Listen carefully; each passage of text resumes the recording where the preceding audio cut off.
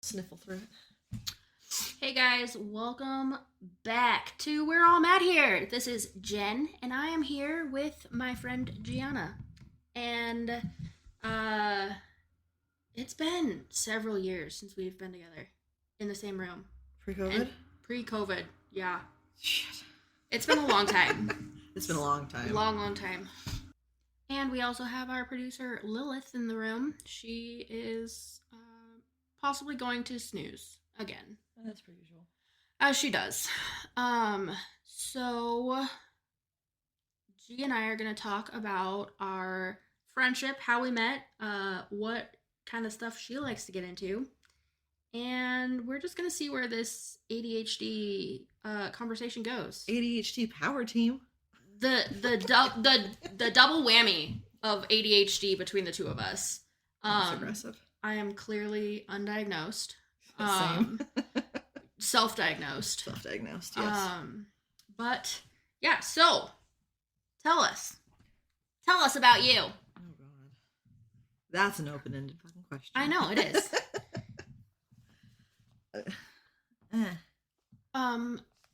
What do you do for work?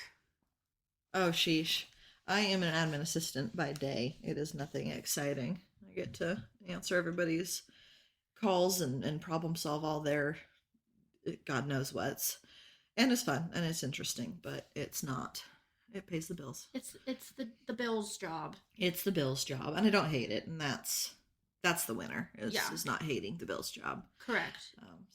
Well, my philosophy is if you don't hate your job, majority of the time, you can pay your bills and go on vacation every once in a while. You've made it. Yep, makes it better, makes it easier.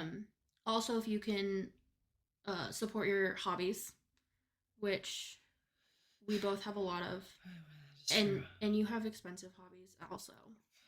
Yeah, expensive hobbies that turn into working for fashion shows and volunteering for events and events that are for charities, and so I always end up spending my own money to support these things, and it's not a bad thing, but it certainly it's a lot.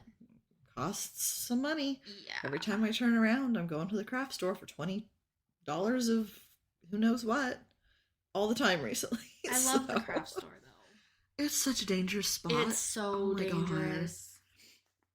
God. Well, now, like last time we went, it was my partner and my brother and me. And like we walked in there and it was just like boom, 4 different directions. Oh god. And I was like, bye. And then I'm unsupervised in the fabric section. Oh god. And then my brother's unsupervised in the purlers. And I don't even know where Chris went. Oh gosh. Well, we know how leaving you unsupervised in the fabric section. Well, we were rudely interrupted by the train.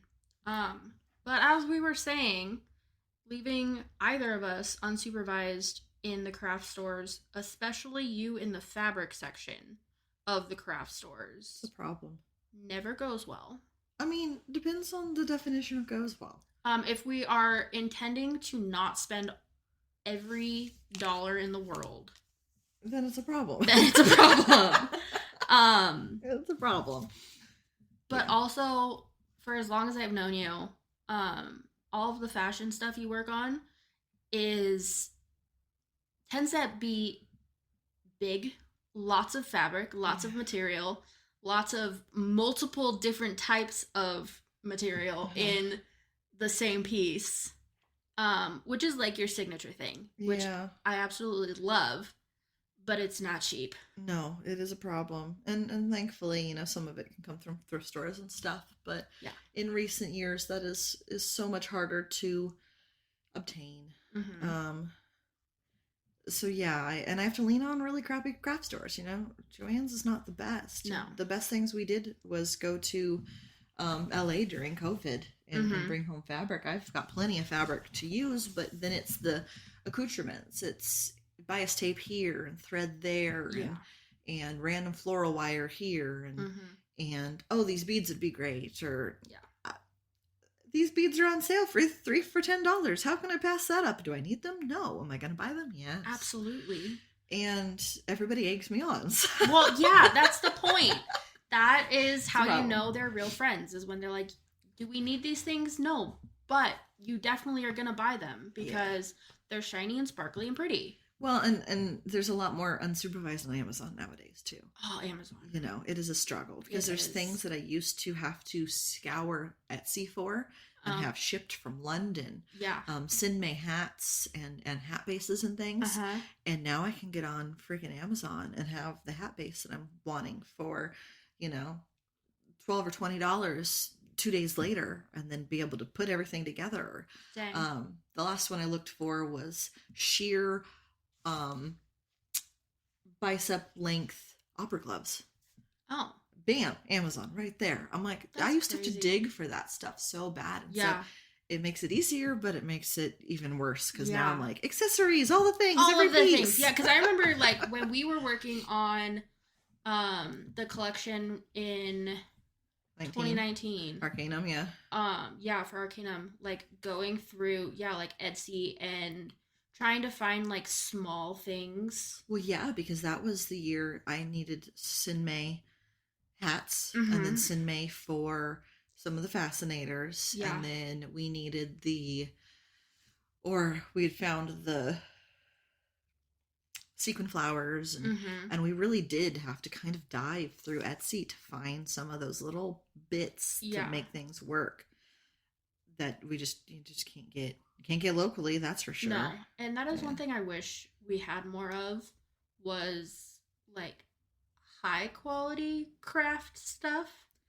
Yeah, problem is especially in places like where we live, high quality comes with a price. Oh yeah. You know, our high quality is not high quality in LA. Our high quality is standard quality, normal quality in LA. You know, when we were down there was whole shops with just the most beautiful beaded fabrics. Oh, I mean, it's $200 a yard, but you could still walk in and just like gaze upon drool. It. Just heart eyes the whole time. But then there's other places where like we walked up this little ramp into this cramped little place and it was $1 a yard. Oh God. And some of the most phenomenal things I've ever made came out of fabric I literally pulled off of their floor that was pre-cut that somebody had discarded. They didn't want. I was just like, I want this piece. Measure it and give it to me. That's and crazy. So it was a $2 gown that just was just this copper Grecian, just like flowing thing. That just worked out phenomenal. Perfectly. Yeah. So, you know, 6 1/2 dozen in the other. I don't know that quote unquote higher end designers or designers that make their own textiles in the manners they get to. Julian Watanabe, even Diana von Furstenberg, and designers like that, McQueen, any of the big names, are going to see that the same way because they're not using that stuff. No. I'm using the offcasts of their stuff. Yeah. And happy to do it. The extra bits, but we'll take it gladly. But yeah, but I mean, at least something that's like a little bit better than Joanne Fabrics. It's good for basics. Yeah, it's good for basics. Well, and getting creative. I've got a bolt of satin that I don't even know where it came from, you know, because things just appear in my house. That is true. They just arrive. It's the fae. What the hell? That I hand painted, and it turned out beautifully. Yeah. And so having to just get more ingenuity involved. You know, the amount of times I've trimmed flowers or skulls or God knows what out of Joanne fabrics so that it cannot look like that again. There's a lot of that. But that is true. You definitely out of it. Do have that kind of eye to like see things and like visualize what else you can do with it. Right. What I can do with it that isn't what it is designed for. Yeah, well, yeah. Look at my coats. Those things are blankets. But they're so cool. Everybody says so. I'm excited. I'm so excited for this next one. But yeah, because I think the first time I like really started looking at like your fashion was for New School 2.0. Yeah. When I was doing hair and makeup for that show for you. God, that's a long freaking time ago. 2018. I was still married. I know you were. That was right before you got divorced. Right. Well, yeah. 2.0 still happened before. Yeah. Divorce. I think it was like shortly after, because you and I started really hanging out after 2.0, Yeah. And it was shortly after we started hanging out is when we finally you guys filed. Yeah. I think you're right, yeah. Because then, like, however many 90 days or whatever later, it was like official. Yeah. Backdated to the 90 days, which I think is still so weird. At OG New School, the first one, I knew. Yeah. Things were done. It's just we hadn't gotten that far yet. It hadn't been crazy. It's discussed crazy. Openly. Right? Yeah, but that was over 5 years ago. Yeah. 5.5 years ago. Which I'm having those conversations a lot recently with multiple people. Like, I've known these people for a long time. Yeah, it's just... But that's the good people. The ones that freaking stick around and just... Everybody's patient through everybody else's bullshit. Well, and like with COVID too, like that really threw everybody major wrench in everybody's life. And I feel like so many people in general just disconnected due to who knows what reasons. I had full conversations. You know, my ex-friend that we've talked about, I have firm beliefs. I had an epiphany in the car months ago after a whole bunch of stuff and drama had happened. And I called my mom and I went, I realized something. She goes, what? I said, if COVID hadn't happened, I would not have been his friend for as long as I was. There's no way in hell. No. Something about COVID kept us together, kept us creating, kept us doing the things we were doing because there was nothing else to do. Yeah. And had COVID not existed, that friendship wouldn't have existed nearly as long as it did. Yeah, I would agree with that. Yeah. Like, now that we're, like, both past it, and, like, hindsight is always 2020. Always. But, yeah, like, once you look back, you're like, oh, like, why did we put up with all that X, Y, and Z for whatever reason for as long as we did? Yep. Whether it's friendships, relationships, all the above, man. All the things. Why did we spend so long working on this tool for this one dress? Do you remember that? There's been so many of them. You're talking about the blue one, though. I did a black one after that. That was way worse. Why would you? Way worse. I mean, I know why you did it. Because I was wrapped around a finger, and because that's what you do. It's freaking gorgeous, I'm sure. It was amazing. Painful. Yeah. To my heart and soul, and motivation for anything. I'm a glutton for punishment. One of the last ones I did is hand beaded. Yeah. Oh yeah. Hours upon hours. Hand beaded your little rhinestones that you've been working on, and your new one. Did those? Those are done now too. Did you finish all the little tiny ones too? I did. They showed up, and man, hotfix tools are the winner. They're the best things in the world. I don't know if I've ever used hotfix tools. Is that like a bedazzler? Basically, it's a fancy bedazzler. It's hot. It's like a soldering iron or any. I mean, it's a tool. It warms the tip. It's just a different tip, and it goes across the glass. You have to use glass. Yeah. Glue backed crystals, but those are easy. Yeah, Amazon. I'm pretty sure you can get those at Joann's though. I don't know that you can. Oh. You can get jewels, but they're plastic topped. I've seen, and they're glue backed. So. I think I've seen some. Maybe it wasn't Joann's. I think I've seen hotfix somewhere I bet recently. Stupid Hoblob probably has them. You might be right there. Anyways. Man. It just heats through the glass, boom. So it's melts. You know how they have like the wax stick thing? Yep. For like when you have to glue them? Yep. It's like that, but hot. Yeah, but you can use you set them first. So you use your little wax thing. Set them where you want them. And then you just go boop, boop, boop, boop, boop. And then they are glued down. I was like, oh my God, why haven't we been using this before? Why did we not do that? Well, I bought one years ago. Somebody didn't like it, never used it, and then stole it. So, I guess he must have liked it well enough. Well, you just have to pretend that you don't like a thing, then you can take them, and then when you're like, oh, I don't know where that thing went, it's because I've been using it in the closet. And then I have to buy a new one. Yeah. Yeah, it is not the first instance of that I've run across recently. Oh, interesting. So, yeah. I have no doubts about that, honestly. All right, so what is this new collection you're working on? Does it have a name? New School 3.0. No, actually, I am doing some new school style things, but those are separate. Okay. So it does not have a name particularly, though they're going to ask me eventually, so I need to get it figured out. Yeah. Don't ask me. I'm not good at names. Neither am I. I know. It's not my strong That was suit. not our. No. But the two of us together, especially, we we're like, barely what do we there. want to name this? Nobody knows.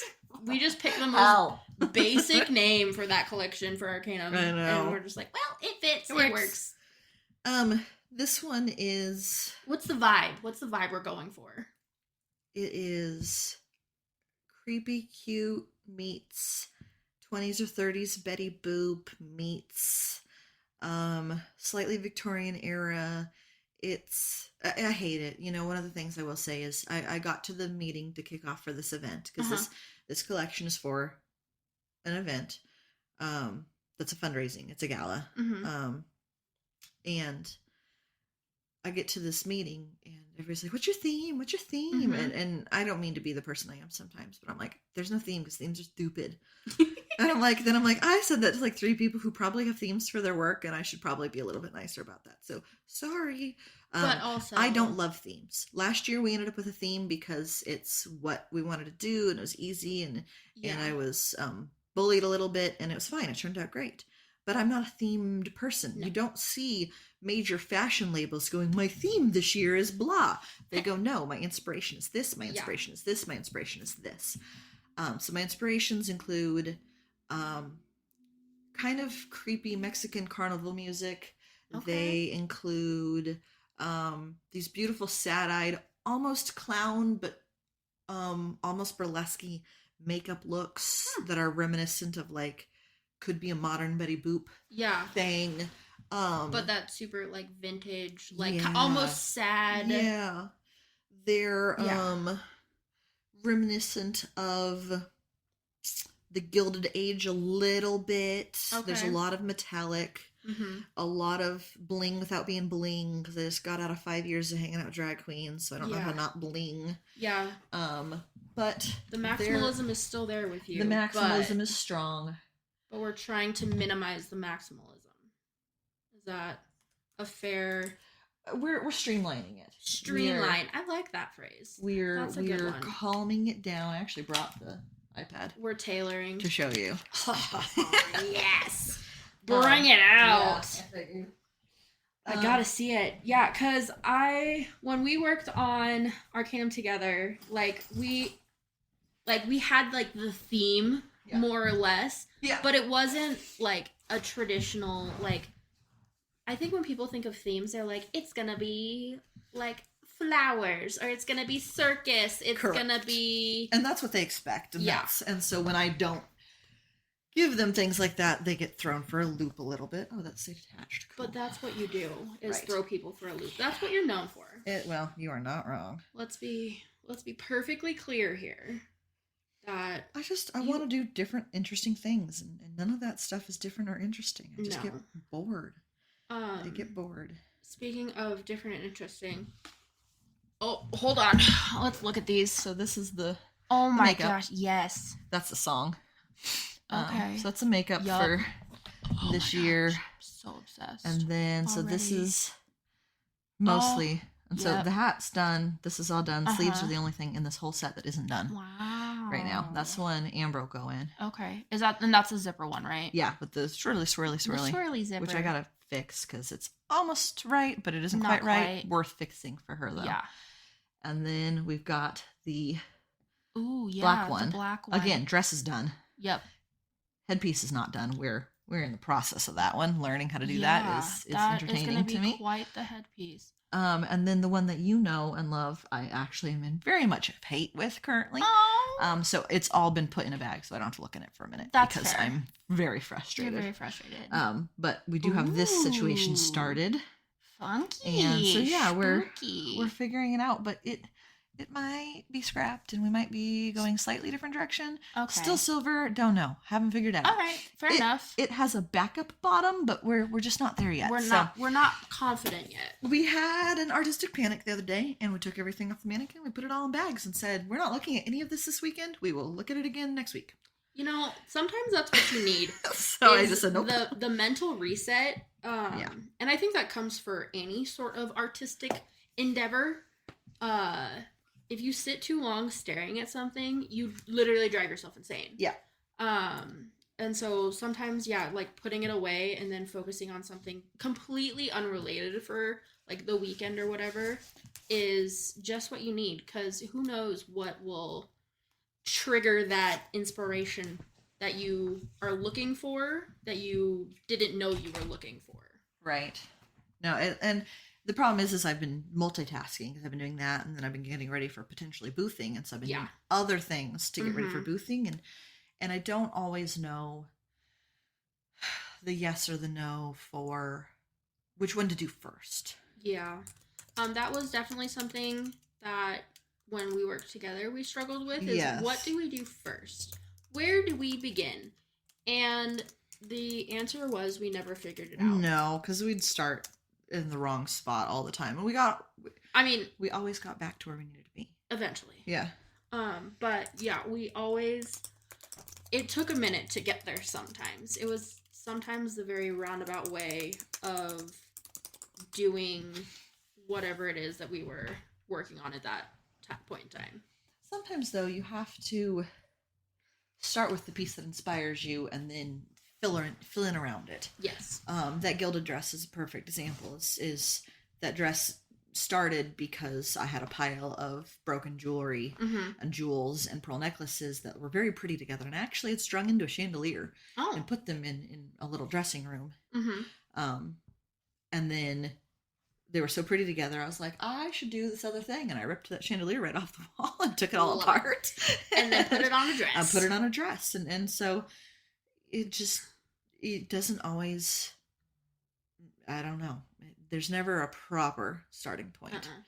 You go. Well, and that's one thing about like your personal style of your stuff as well, is it is like unintentionally intentional. Yeah. And you do use a lot of things not entirely as they were designed. Or how they're supposed to be. Or random whatevers for whatever. Yeah. Like the headpieces and some of the necklaces we did, and just like the random things that just work for you and your style. Well, I'm thinking like New School, the Tokidoki bag that turned into the harness on the top of the blue dress. Yep. Like that was a literal like duffel bag. Yeah. And there were, I think, multiple things, especially in the New School collection, that were kind of like that. Yes. Like sleeping bags that turned into puffy skirts or jackets, and like still doing that. Yeah, and like all of those things, like, but again, like you have that eye of, ma'am, please share your. Hey, what did I do to you? She's being ferocious. Ow. The producer is attacking our guest. No. Miss, that is painful. Ow. Oh my god. You're being a butthole. Quit being a butthole. What? Yeah, Oh but gosh. don't. Here. I know you're going to bite me, so go. Golly. But. Asshole. Oh man. Yeah, but so what is this? What's the booth? So my problem is my timelines get so crooked anymore. Yes. Bizarre. Yes. Bizarre. I've done those a couple times. Okay. One being the correct era for before COVID and before you and I fell out a little bit. Because I remember he was there. Mm-hmm.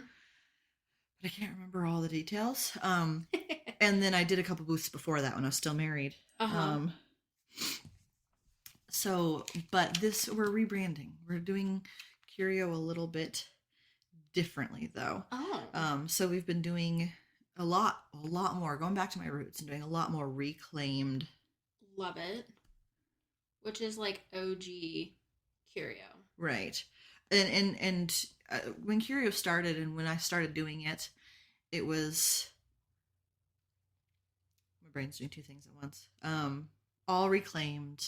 Mm-hmm. I wasn't buying from fabric stores. I wasn't doing any of that. So now I do a lot more of that as I've learned and grown and done all that stuff. But coming back to my roots in taking things out of thrift stores, especially fun and funky things, Yeah. and turning them into something people want, something people will wear, etc., etc.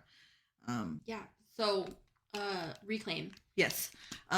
So I'm taking. Really, what happened is see what happened was, I made myself a coat out of a comforter. Yeah. Last year, the year before. And I love it dearly, and it is the best thing ever. And it's literally like walking around in a blanket because I'm walking around in a blanket, basically. But I get compliments. I get so many freaking compliments. I get people asking me where I got my coat. I get compliments, and oh my God. And even to the point where like I get recognized at Value Village and at Joann's because I'm wearing my coat. And one lady in Joann's was like, oh my God, you're the girl that makes the coats. And I'm like, oh my God, I don't know if I like this. Little weird notoriety thing going on here. Right. And so I just was like, oh, these are easy. They're fun. They're interesting. They're unique. Serving my want to go to the thrift store. Yeah. They're productive.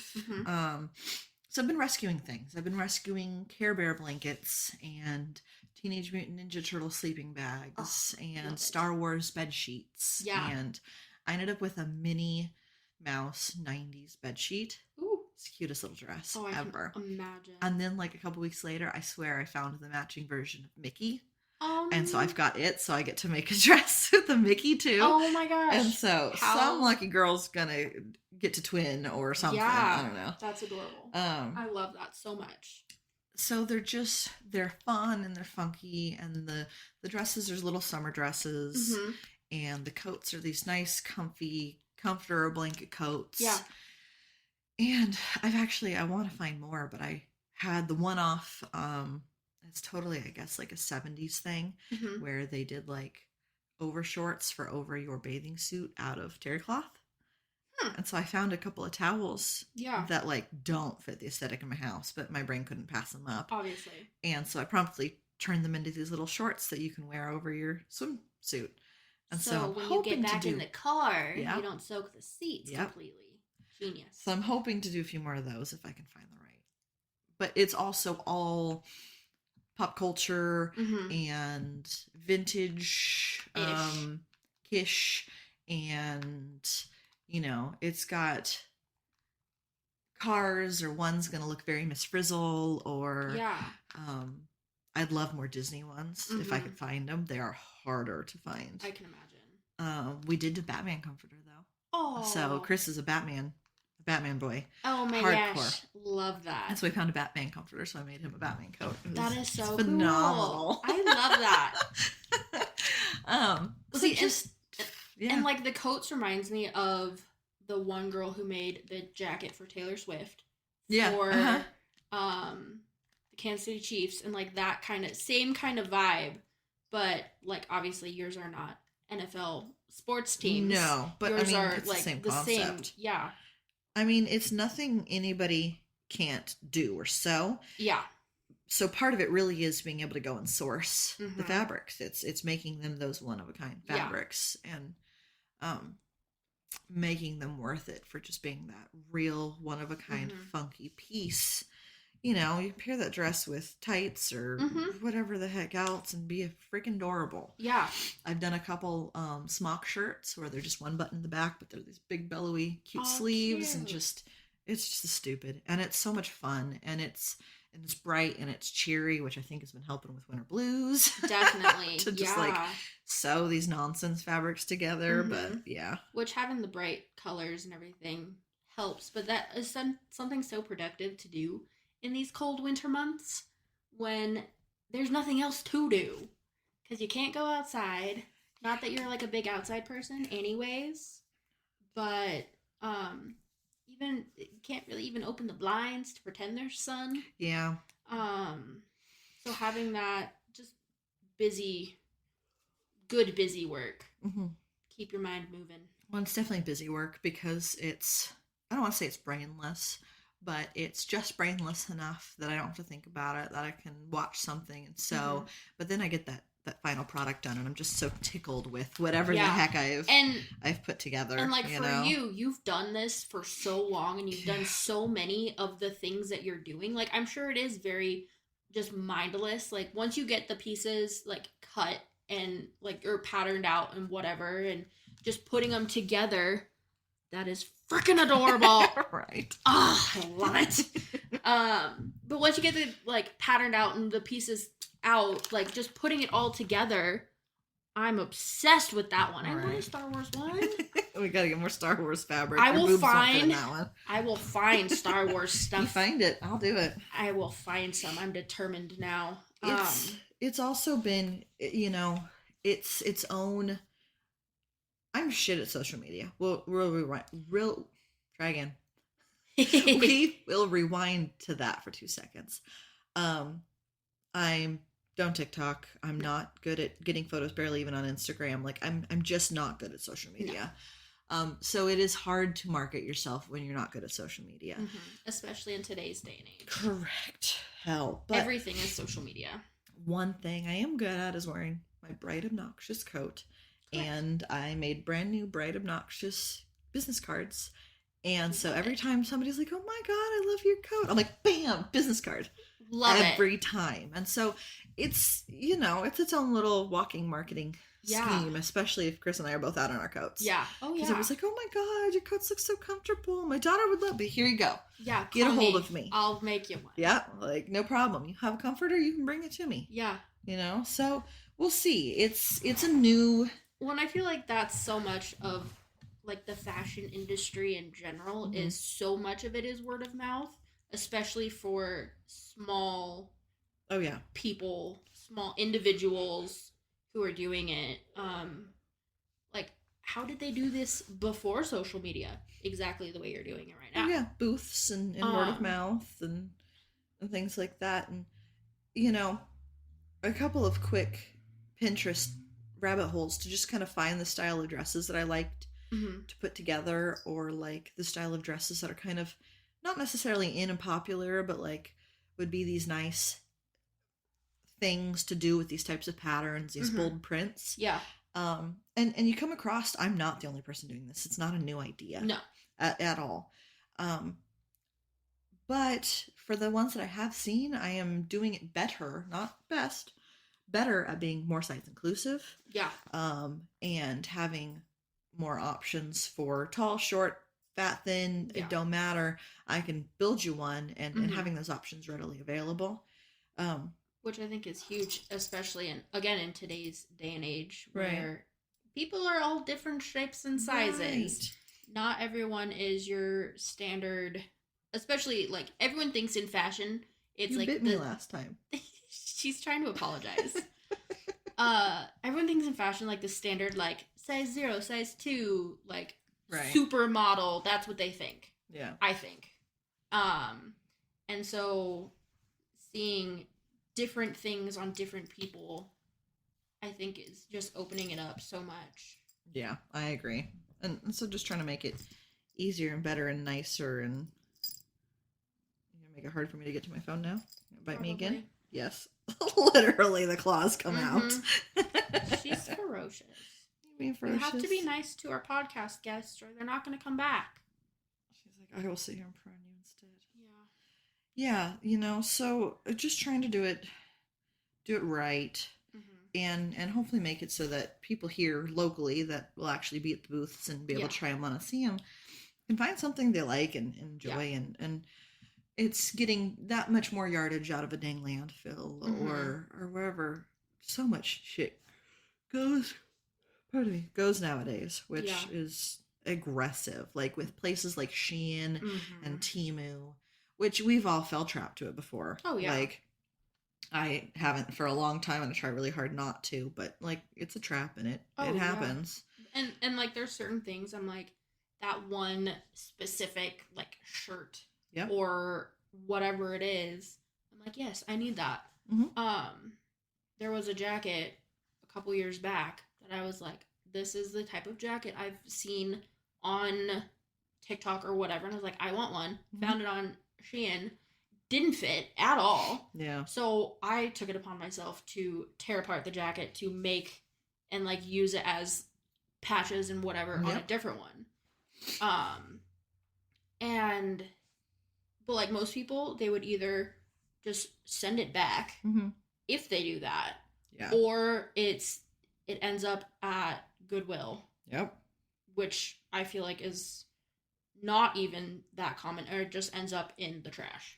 Well, it's so much harder nowadays because I think that people's assumptions are, oh, I'll take it to Goodwill, somebody else will use it. And the problem is Value Village, Goodwill, and the Ark, and most of the rest of them, they're for profit. Yeah. They are not a not-for-profit thrift store. So you're not really, I understand the slogans and the cycle for good and this and that.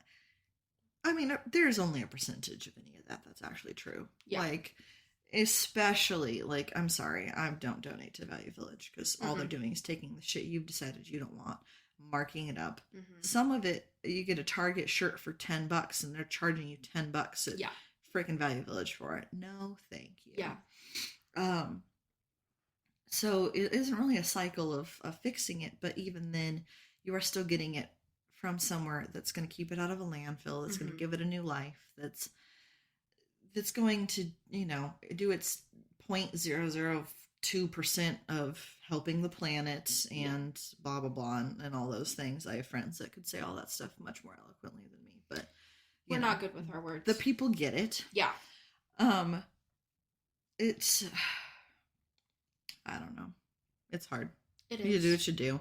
Plus, it goes back to that fabric store thing.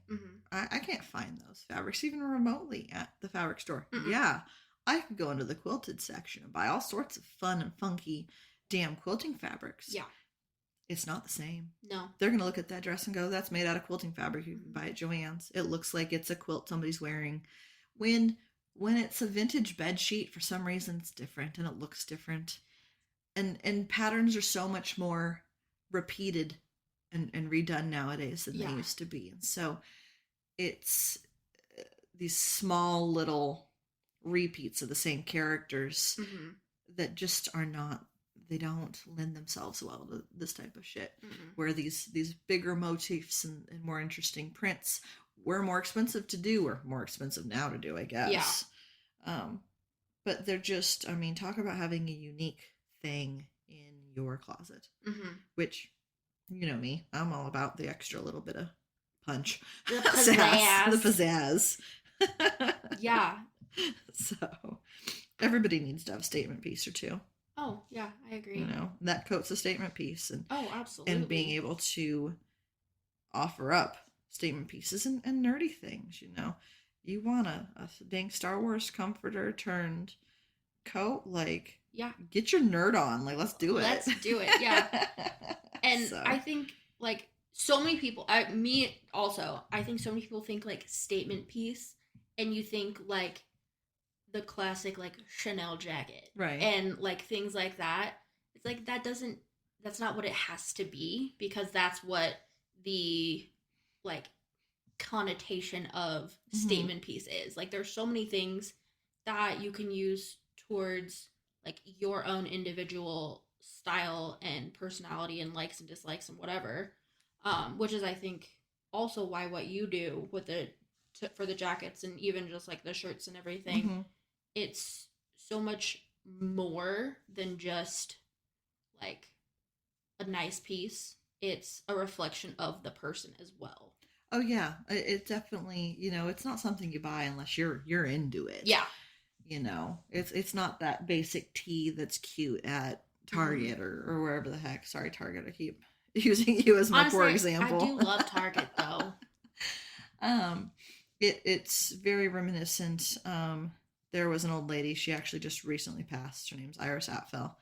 Recently, as in like last week. Oh. She was 102 years old. Holy jeez. Amazing life. Married for some god-awful amount of years to the same man, and they made old world weavers, and she got to travel and buy and exist, and one of the things she did was just live her little unique life, and buy jewelry from Guatemala or hats from Harlem, and she has had, and I think she was selling part of it to either the Met or some other place, like her fashion pieces. She had fashion from the 1920s all the way till now. That was all part of her collection. She just owned everything. A beautiful museum of designer and non-designer, and she would wear it so authentically and so the way she wanted to. And very more is more. Yeah. Very much loved her jewelry and shit, and so this is stuff that I think that she would have gotten a kick out of. Oh, absolutely. And just enjoyed people being themselves and not just kind of fitting into this weird cookie cutter. Because we all want to be in a cookie cutter, except for when we don't. Correct. And everybody really does so much of it. And I feel like that's just part of, oh, I know who she is. Oh, I didn't realize she had passed. Last week. Oh. Yeah. Such a bummer. What a sweet lady. Yeah. Yeah. No, I've seen her, like, pictures of her and all of that stuff as well. Just, that is maximalism. Oh, yeah. To the max. Yeah. But yeah, and the way she does Such a good way. is, like, so perfect, too. Because, like, your maximalism versus, like, my maximalism are two very different things also. So finding things that work for each person is, I mean, it's hard. Oh, yeah. Like, to find things that fit you, like me personally, finding things that fit me and my vibe and aesthetic and that fit me well and are comfortable enough and whatever, like, that in itself is a pain in the ass. Well, and the fashion industry's just gotten so bad about all that stuff. It's the same as every other thing right now is, they try to mold us and they try to, you know, make the sizes go smaller so that we go smaller or any of the rest of the things that people say they're doing. You know, it is what it is. And just not being appropriate to the types of human bodies and the type of women's bodies, whether in any women, not just cis straight women, women across the board. There are women that don't have boobs. There are women that have broad shoulders. There are women that need to use packing underwear or whatever to feel like they are who they are in their own body. And it's so unfortunate that it doesn't take all kinds, and that queer women specifically basically can only look to queer designers to make sure that they have what they need to have and that they feel right in their own bodies. And I don't think that's fair, you know? So if I can make things with adjustments and make things that would look good on a non-binary person, on a woman of any sort, and for heaven's sakes, if a man wants to wear it, go you, let's do it. You know, like that's the winner. It's made for people, not for like a imaginary whatever. Because even like, I am a cis woman, but like buying clothes in the women's section at the store, like, they're not even made for people like me. Nope. Or I'm like, who is this? Was this made for? Nobody knows. I don't think they know. They're disproportionate and they're weird, and I so totally agree. Yeah. Speaking of disproportionate though, I do want to talk about that shirt that I sent you a picture of earlier. Speaking of disproportionate, for our listeners who obviously don't know what I'm talking about, I was flipping through Elle magazine earlier. We got the fashion issue that came in the mail at work, and I was flipping through, and I mean, me personally, I can understand and appreciate like the art behind some fashion. And like there definitely are things that are truly artistic but they make sense in a way. Like, it's the avant-garde of it doesn't make sense, it makes sense kind of a thing. But there was this one shirt. It looked like it was just like kind of a heavy knit, like almost sweater Yeah. material, Mm-hmm. but it was cropped to like right at the bottom of the ribs. Yep. But the whole like chest and shoulder area of it looked like it had been inflated like a balloon. Yep. I I was so bamboozled. A, how they make that, and B, like, obviously some of these things are not intended to be worn by the general public. Right. And it is for, like, the shock value of, like, what is this weird shirt? Yeah. But I mean, I think that there is a fine line, and there's always been a fine line with fashion and art, because fashion has always been considered a technical skill and a technical art. And then you have people like Michael Bolton, who leads the Fashion Institute at the Met Gala, who has curated and created all these beautiful things for the Met Gala that are these artist portfolios and these great, putting these dresses up as art and bringing fashion to light as an art form. And then you also, on the flip side, get people like Karl Lagerfeld. Karl Lagerfeld routinely would say, this is a technical skill, this is a technical art. It doesn't belong in a museum. And then you get other fashion designers that are like, why isn't it art? And so it's a long time debate. Yeah. But when you see runways nowadays, like, they're not the way they were in the 90s. They are full of art. They are full of conceptual, brilliant, weird shit. Some of it is so weird.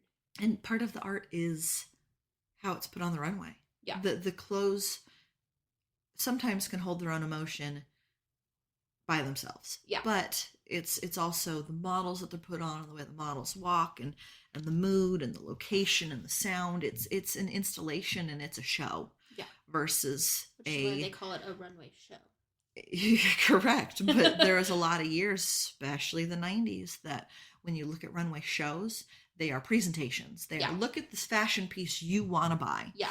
It was walking up and down, and that was it. And it was, you look at the outfit on the model, and period, there you go. That's what you get. Right. But then you get nowadays where I'm gonna butcher this name. Margiela did those plastic dresses this year.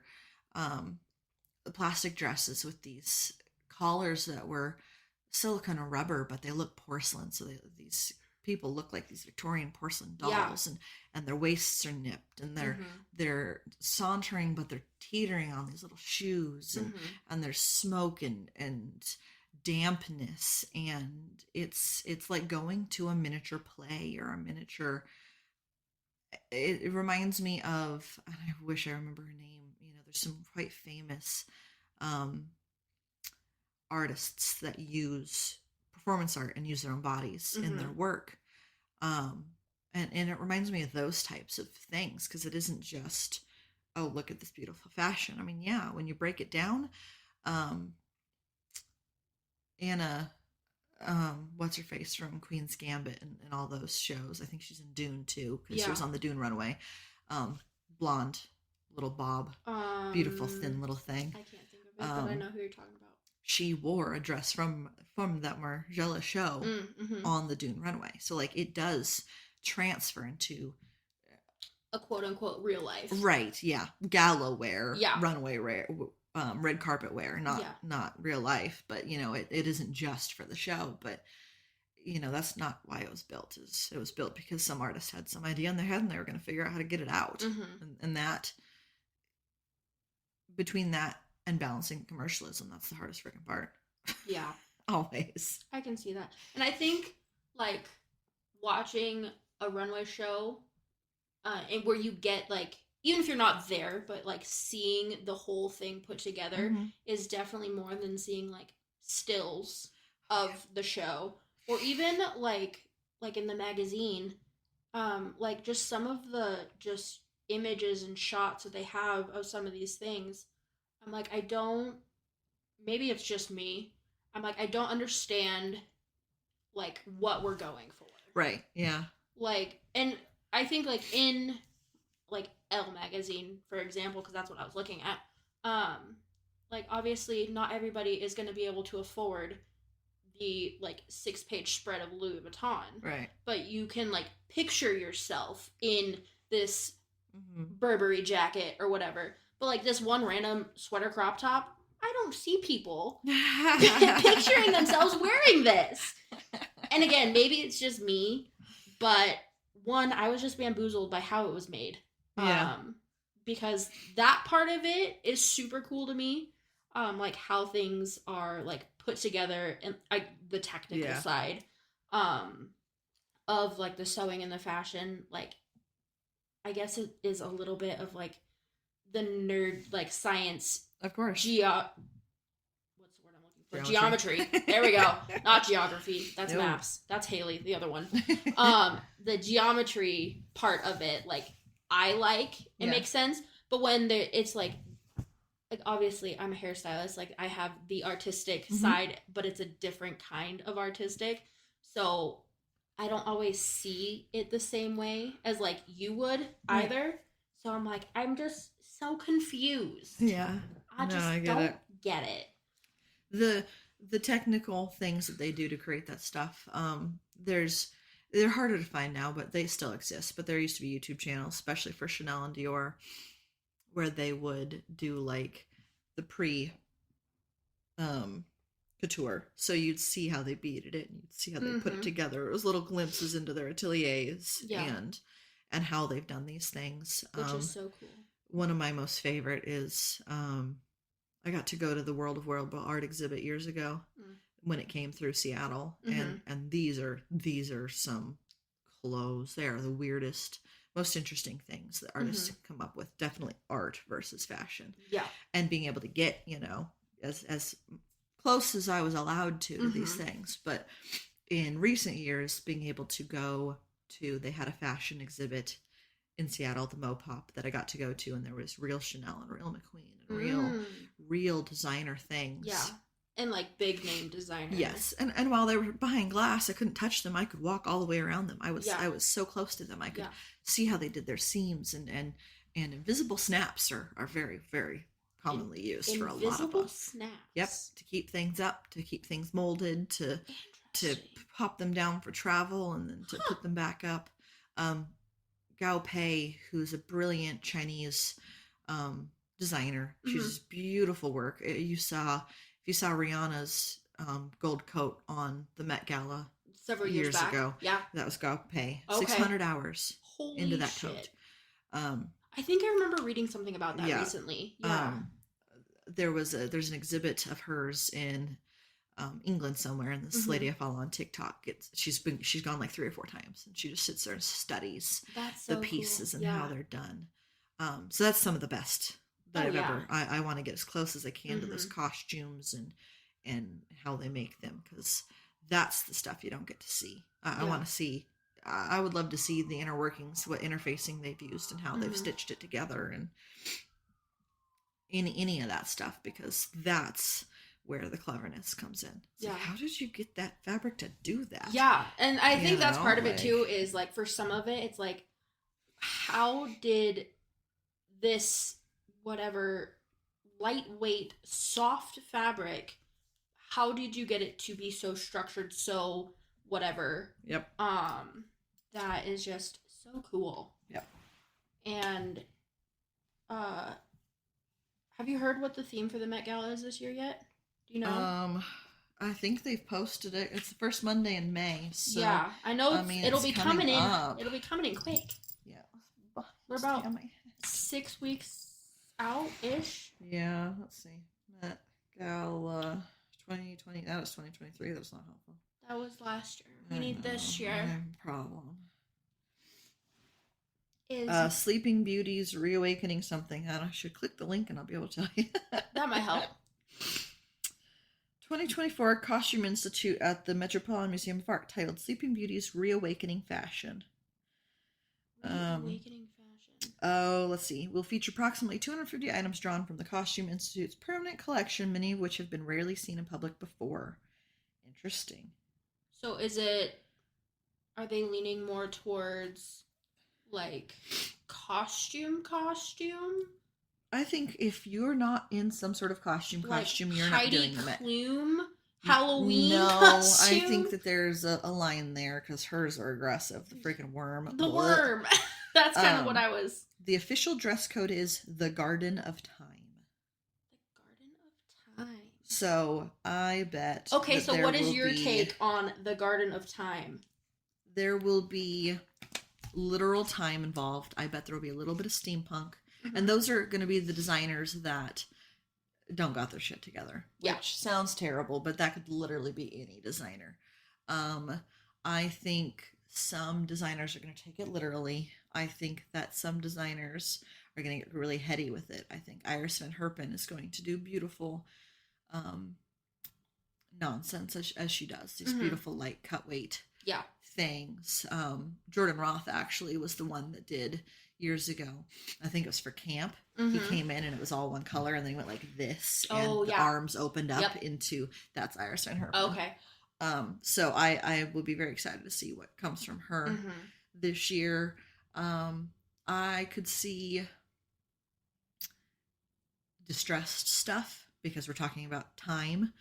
I could see again literal garden, i.e. floral shaped pieces. I could see things like when Lady Gaga did her camp and undressed like all the way up the stairs. I could see gowns with petals coming off, turning into something else, withering, however you want to take that word. You could see distressed fashion. That has been through time. Etc. I also think that there's going to be a limited amount of, I don't think it was last year. I think it was the camp. Again, when Kim Kardashian wore the damn Marilyn Monroe dress. Oh, yeah. I think that... I don't think that was camp. I think that was the Golden Ages or something. Yeah, I can't remember. But you know what I'm talking about. Yeah. I can't remember when it was, but there could be a lot of going into the archives. Yeah. So the person that goes for McQueen could be wearing vintage, i.e. done by Alexander McQueen versus Sarah Burton or the new guy who I don't know his name because he hasn't given me any reason to know his name yet. Sure. He's only had one collection. Sorry, new dude.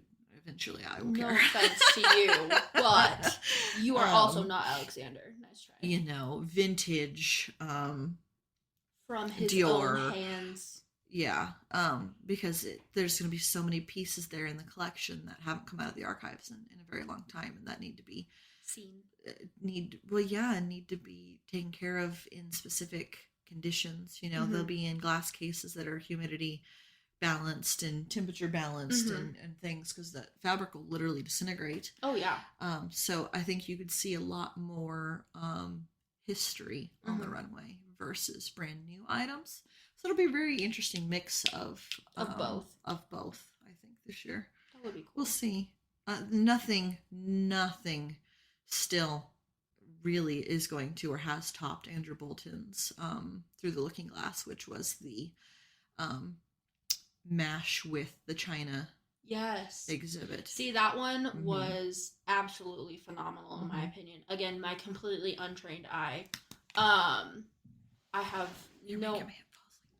no idea about any of it, but that one was super cool. I did like what was it? The celestial, where it was like all the celestial bodies, Christian Catholic stuff. Oh yeah, heavenly bodies. Heavenly bodies. There we go. Forgot about heavenly bodies. That one was super cool. Very good. Zendaya's Joan of Arc rendition will always just have live in my brain rent free. Rihanna's Pope outfit. Yes, stuck Rihanna's in my head. Pope outfit as well. That one, I think the Through the Looking Glass are probably the two that I have the most standouts from. Camp, I'm pretty sure we watched Camp together. I think so. And we were both thoroughly disappointed. Yeah. I mean, there's a few good ones in there, but I mean, things could have been it could have been so much better. But and last year, I don't think I even really watched any of it like as it was happening. I think it was all like the day or two after. Yeah. And it was all of the like TikTok kids Right. that the mini influencers. I'm like, who are you and why are you here? Last year, I did pay attention to last year's a little bit. Last year's was the dedication to Lagerfeld because he had passed. It must have been 2 years ago then. So it was a lot of yeah, because I remember last year was Karl Lagerfeld. Yep. So it was a lot of black and white and tartan. And dressed as the cat. Yes, there was 2 cats, Chopette. Yes. The 2 of them dressed as Chopette. Jared Leto was one of them. And not Dua Lipa, SZA, one of those girls. One of them. Yeah. And then there was a couple that wore pink or some obnoxious color because to spite him primarily. Karl Lagerfeld was very much anti. Well, he was anti a lot of things. He was not a nice man. Yeah. Fantastic fashion, fantastic brain. I was actually having that conversation with my mother the other day. Fashion is very divisive, and fashion people are very divisive, just like other artists. And I can find somebody's fashion beautiful and fantastic, and find their human being really shitty. Yeah. You know, and Karl Lagerfeld was one of those. Unfortunately, Chanel was one of those too. Chanel was a pioneer. Oh, absolutely. She figured it out and she did her shit. She also dated a Nazi. Yeah. And got stuck in the middle of some of that. Some because she wanted to and some because she didn't. Yeah. So did Dior. You know, and so some of that history is fascinating, and people like Lagerfeld were just as bad as different ways. Lagerfeld was anti-Semitic. He was whitewashed everything. He wanted pencil thin girls. He hated very specific things like the color pink and do we know why he hated pink? He had very specific ideas of things, and if I remember right, he just didn't like that color on anybody, literally. For some reason. But he also very rarely, if ever, had colored models or any people like that in his runways, and so a lot of, or anybody larger than, you know, a size 0. Yeah. So that's a lot of what we saw last year is pink on people that wanted to make a statement and on beautiful black actresses and things like that. So I don't know. It's definitely interesting who portrayed what and how, and their reasonings behind it, because and there were some you could definitely feel the saltiness towards him. Yes. And I was like I don't know the designers and like their history and everything as much as you do, clearly. But like I know a lot of the names. I know some of the basic stuff about some of them. And like I knew Karl Lagerfeld, rest in peace, sir, was kind of a douchebag. Yeah. But seeing and like some of the responses that the people had about like what they were wearing for last year, I was just like, you know, I'm here for it. Oh yeah. I applaud them and the sassy attitude about it. I was here for the people that did the assignment the way that he would have liked it, just as much as I was here for the people that did the assignment the way that he wouldn't have liked it. Oh yeah. Because fashion is subjective. Yep. And style is subjective. And so what, he hated pink. That was one of the reasons they wore it, and you know what? It was still an ode to him, and you know, it was out of spite potentially, but it was also like super. It got the point across. Yeah. Like, so you know, it's just one of those, fashion, art, whichever, it's all subjective and just kind of depends on it's in the eye of the beholder. It is. The buzzy beholder.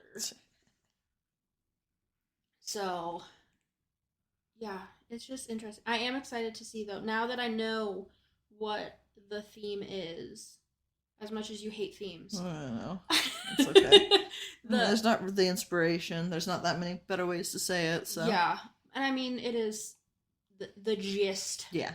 But you see how I can't come up with a thing that's like, what's the theme? People expect like 2 words to come out of your mouth. Yeah. And I'm like, what do I say to that? Garden of Time. Yeah. There you go. That's the theme. What does it mean? Nobody knows. Nobody it's part of the fun. It's part of the excitement. So, Yeah, I'm excited now. Yeah. I just got to get my life together and figure out what I'm doing and how I'm selling it Are and you what going else to I got sew to for the do. Met Gala? Maybe not this year. Maybe one day. Maybe one Maybe day when they'll let I me. am an famous international pop star like Taylor Swift, there you go. You can design my Met Gala outfit. There you go. How's that sound? Absolutely. Perfect. Glad we've got that settled. 100%. No, I would never say no to it, but it would be hard pressed to. It's not something we're feeling the urge to do necessarily. No strong desire. If somebody asked you to design for the Met Gala, you probably wouldn't say no. Oh no, but I would. The imposter syndrome would be real. Oh my god. Well, I would panic. That's fair. You do that anyways. That's very true. You're gonna call me out like that. It's fine. Cause that's just how it is. I'm sure there's plenty of young new designers out there who all do the same thing. I mean, literally everybody does. I do that all the time. Like, even I've been managing in my salon for almost 3 years, and I'm still like, I have no idea what I'm doing. Mm-hmm. One day they're gonna figure it out, and I'm gonna get fired. See, I feel like that about work sometimes, but then they just keep giving me more shit. So. Yeah, it's like, obviously we do know what we're doing. Yeah. So I think that, especially now, I was in the drag community for 5 years. Not that I've completely stepped out, but yeah, I have taken a deep step back and working on reprioritizing things. Yeah. And I was comfortable in that community. I knew everybody. I knew where I was going. I knew what I was doing. I could walk into any place those queens were going, walk through their kitchens, through their back halls, talk to their manager. It didn't matter. I was just going. Yeah. And I do that in my work life too, is talk to all those catering people and well, where's this, and walking through wherever and taking care of shit.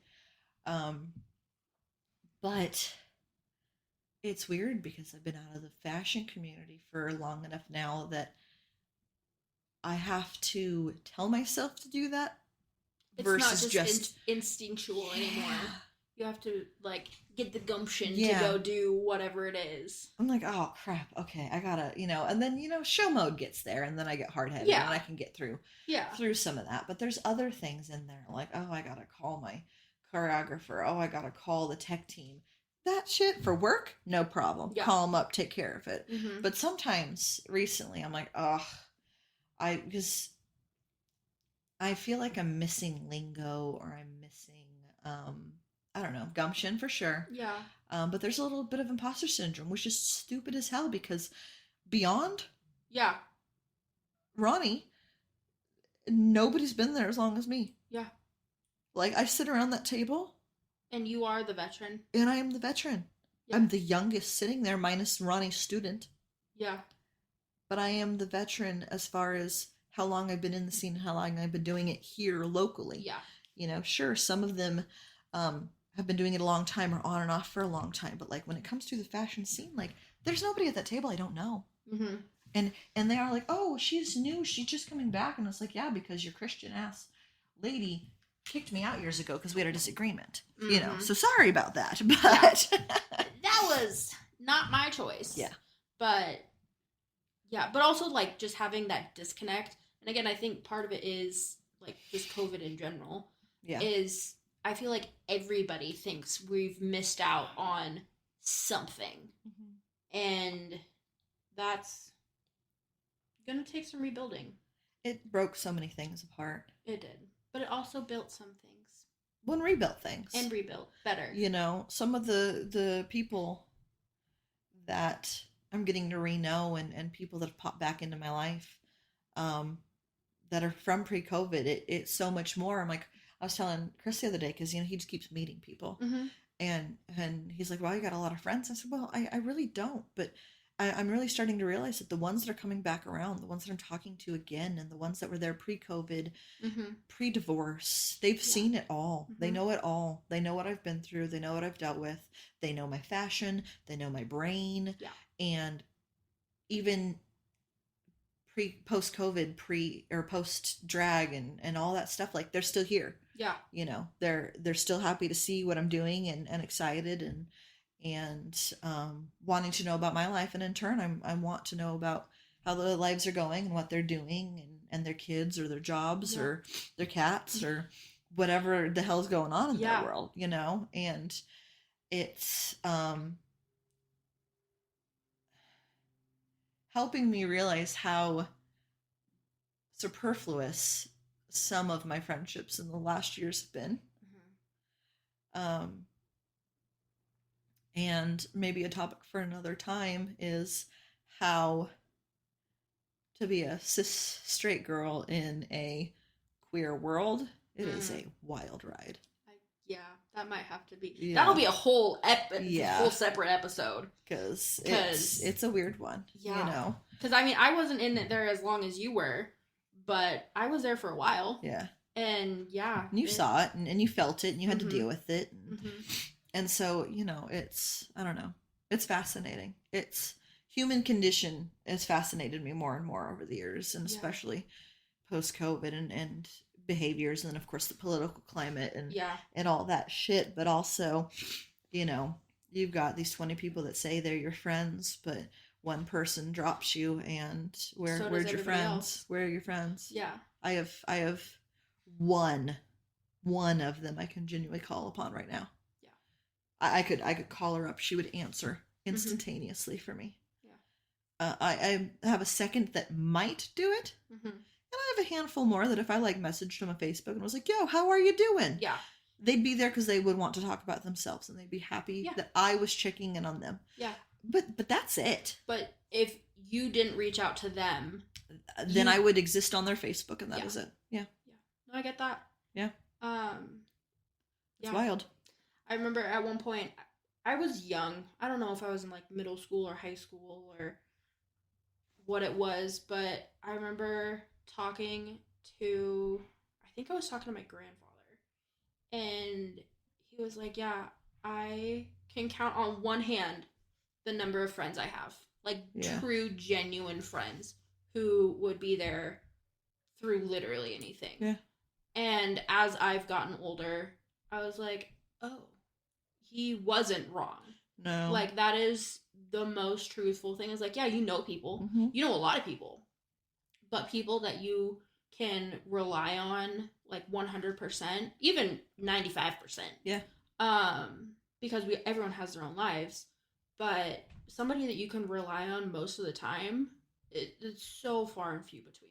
Oh, yeah. Well, some of the people that I know that I could rely on in anything aren't technically my friends. They are friends of my father's. Yeah. They are acquaintances from years ago. You know, there are people that I went to college with that I haven't spoken to in years that still to this day I know that I could message them and be like, I need help. And they'd be like, what you need? Yeah. You know, versus even my drag friend that I was just saying, she would do her best, but you know, again, everybody's got their own lives. Yeah. Sometimes you can't give everybody all that, you know, and there's only so much. And it's definitely, it's hard. I mean, there used to be 4 people that I could jump and run and I would do anything for. And that's, I don't got that anymore. Something that I was talking with my therapist about recently is like, I personally have always been a giver. And I've never been good at receiving. Yeah. And so learning to balance that as well. Yep. Because I know you are like that as well, where you are more than happy to give literally everything you have, the shirt off of your back, to somebody, and you don't expect somebody to give it back, but it is always just a little disappointing when you have given literally everything to a person and they can't even like give you anything back. Yeah, well, like, that's what 5 years of friendship just fell out of. You know, it was literally, I want to wallpaper the walls in my apartment. I bought all the stuff. Let's go do it. Yeah. Sure, let's cook dinner and let's do that and watch a movie. No big deal. You know me. I do all sorts of nonsense like that. Hey, cool, let's learn how to do this new cool thing. Yeah. Blah. And then we did that 4 or 5 times, and then it was like, hey, you're tall, I need your help literally getting your arm up there and reaching up here and gluing this tile to my ceiling for me. Yeah. I will put the glue on it. All you have to do is stand right here, and we will reach. be right there and reach and go like this. And For then I like find 30 out seconds maybe. And then I find out that they're sassing off about the fact that they have to get on a ladder. I'm like, I never said you had to get on a ladder. You're tall enough. I know you're tall enough. Yeah. I put clothes on you all the time. Just go like this, blunk. Yeah. So I don't have to try to maneuver a ladder in funky, dangerous spots. You can literally just blunk for me. And you're going to complain? Yes. I've helped you wallpaper. I've helped you clean. I've helped you move your apartment after we found freaking bed bugs all over all the place. Yeah. And you want to freaking tantrum at me like I don't deserve a little bit of help now and then? No, you don't. You know? So it just... It's so surprising you don't know, because you don't deserve any help. Yeah. It's fascinating to me. Yeah, it's just... That's just something again, with human nature. Yeah. Is how... not necessarily self-absorbed, but self-absorbed. Oh yeah, some people really no other way to are say it. in general. Yeah. It's just one of those things that I just I can't wrap my little brain around it. Yeah. But they're aggressive, that's for sure. Yeah. It's fascinating just watching people and that was one of my favorite things about being in the drag world, that was just watching people. Yeah. So we are definitely gonna have to have another episode where you come on and we talk about that whole world, because that'd be fascinating. It's fascinating. It's really fascinating behind the scenes. It's fascinating in front of the scenes. Yeah. I would love to talk about the court system and being part of the court and being on the board, because and the titles and the pomp. And I mean, I've got a perpetual title. I could go to any coronation and walk as part of the city because I have a perpetual title. Love that. You know? So much. Am I going to? Probably not. I mean, probably not. But if I wanted to just go to Seattle's coronation and walk, I could turn in my protocol here and go and walk because I've got a title they can't take away from me. I love that. You know? That is hilarious. Well, somebody tried to take it away from me. But well, of course they did. Didn't work. But yeah, it's a fascinating system of nonsense and fake pageantry. And it's cool and it's stupid. But I think... we're definitely gonna have to get into that. Yeah. At another time. Yeah, that's okay. I need to start getting ready I would to say, head the other direction. it's time to. I think that was the podcast. We derailed there at the end, but we did pretty good. That's how it normally goes on this podcast here. So, we're gonna call it the podcast. We're gonna call it good. So, I'm Jen. This was Gianna, and this is We Are All Mad here. We hope you guys enjoy this episode. Let us know if you want Gianna to come back and teach us and tell us some more things. And like, follow, share, subscribe, send us to your friends. Tell everybody you know that they should listen to us. Because we're interesting. We are interesting, honestly. Nobody thinks I'm interesting. I know you're interesting, but I've known you for a long time, so. Yeah, but... I'm interesting in a lot of ways. I know. But, thanks, guys. I hope you have a great day, night, whatever time it is that you are listening to this. And we will see you guys later. Okay, bye.